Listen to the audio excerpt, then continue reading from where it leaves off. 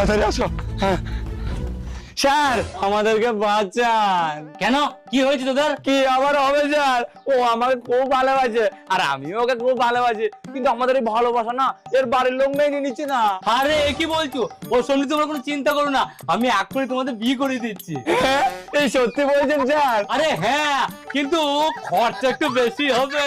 আরে স্যার, খরচা যতই হোক না কেন তাতে আমি ভয় করি না।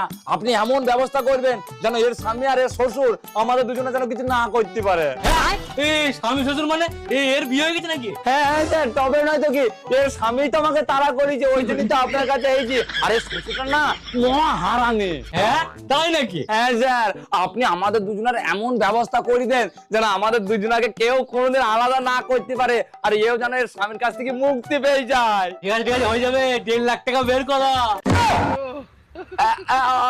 যে 1.5 লাখ টাকা? আরে হ্যাঁ,